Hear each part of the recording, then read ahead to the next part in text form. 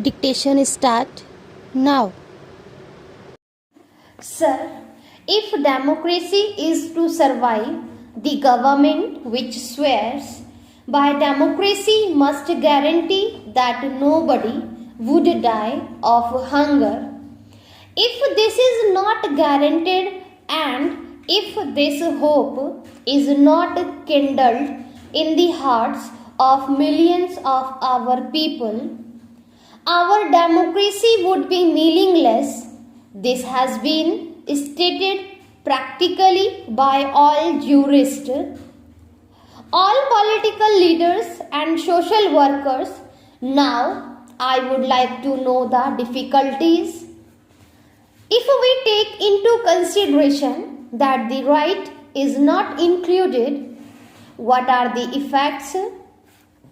When I was speaking over the resolution moved by my esteemed colleague regarding northeastern situation, I made a mention that the time had come when you should provide work to the people or allowance if the work could not be given at that time.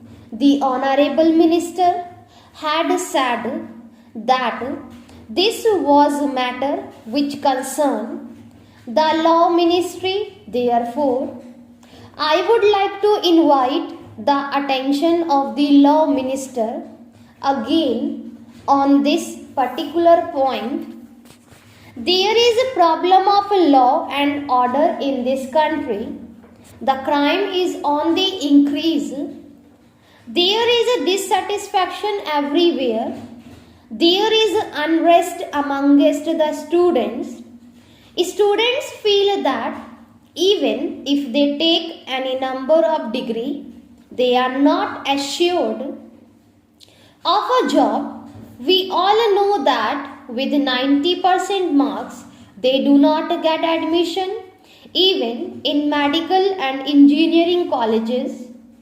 Even after getting MBBS and B degree, we are seeing what is happening in Delhi. Questions are being raised in this particular house. The number of people below poverty line is increasing every year.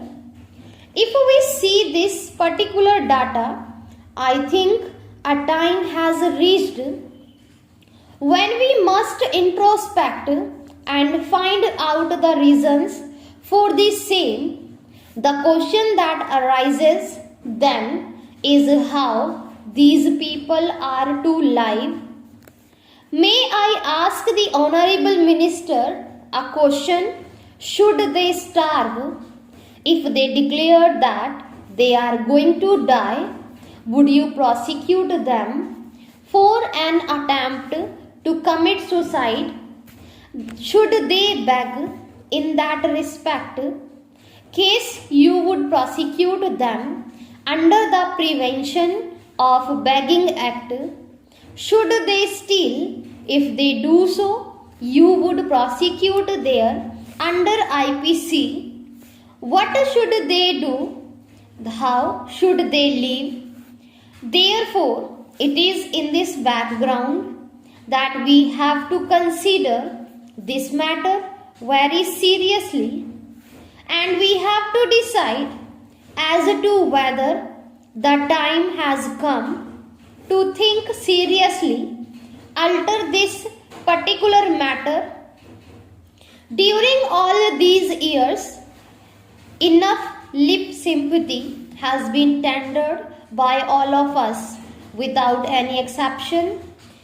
I believe that time has come when we must go beyond this lip sympathy and we must give something in the shape of concrete proposal so that the government and the parliament can tell the downtrodden and unemployed and affected people that the people Parliament of India really means business and that it does not believe in giving only lip sympathy. If we take into consideration this particular aspect, and if we really enshrine this particular right in this constitution, I believe a new hope will be kindled in the hearts of the millions of young people in our country. Younger people, we feel that when they would attain the age of 18, it would not be necessary for them to roam from place to place in search of a job. They would be assured of a job and they would be very happy. There would not be uncertainty in life. The unrest of strikes in the colleges and schools will stop. The problem of students' unrest cannot be solved if we guarantee them this particular right of work, for which I have made a humble attempt through this particular bill to be included. Under Article 19, we see in big cities they trek in thousands and thousands of people from the villages in search of jobs.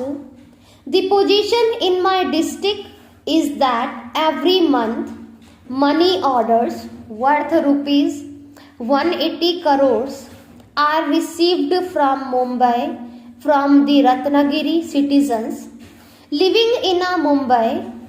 There are no youngsters in the villages, only old persons live in the villages. Looking after agriculture, this is happening because we could not provide any work to people in the villages. When these people go to the metropolitan cities for work, do they get it? I am reminded of an old age to which a reference was made by our Honorable Finance Minister.